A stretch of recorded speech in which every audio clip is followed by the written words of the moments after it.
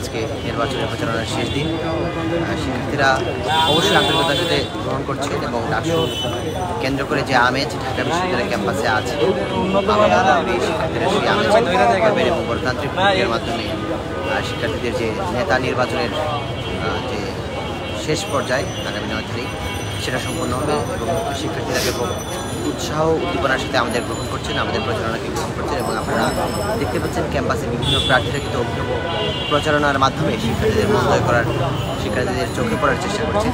সব কিছুই আসলে অত্যন্ত আনন্দের বিষয় এবং ক্যাম্পাসে একটি ঈদ পূজা পার্বণের মতো একটা পরিবেশ এখন বিরাজ করছে। দৃশ্যমান কোনো সংখ্যা এখন কাজ করছে না, কিন্তু আমরা মনে হয় যে কোনো সাপোর্টেজ না হয় সেই বিষয়ে আমরা সতর্কতা অবলম্বন করতে চাই। কিন্তু আমরা মনে হয় যে ক্যাম্পাসে একটি নিরাপদ পরিবেশ আছে এবং শিক্ষার্থীরা সেফ ফিল করছে। সাধারণ শিক্ষার্থীদের প্রতি কিছু বলার আছে? সাধারণ শিক্ষার্থীদের প্রতি আমার বলার হচ্ছে যে একজন প্রার্থী হিসেবে যেমন আমার ভোটারদের কাছে যাওয়ার দায়িত্ব আছে, তেমন একজন ভোটার হিসেবে তাদের দায়িত্ব আছে যে তাদের যোগ্য প্রার্থীকে চিনে নেওয়া। সুতরাং আমরা হয়তো সবার কাছে পৌঁছাতে পারিনি, কিন্তু ভোটার হিসেবে আপনারা সব প্রার্থীদের বিষয়ে খোঁজখবর নেবেন, তাদের অতীত বর্তমান যাচাই করবেন, তাদের ভবিষ্যৎ চিন্তা করে আপনারা পর্যবেক্ষণ করবেন। তার ভিত্তিতে আপনারা যোগ্যতার ভিত্তিতে আপনাদের পছন্দের প্রার্থীকে বাছাই করবেন।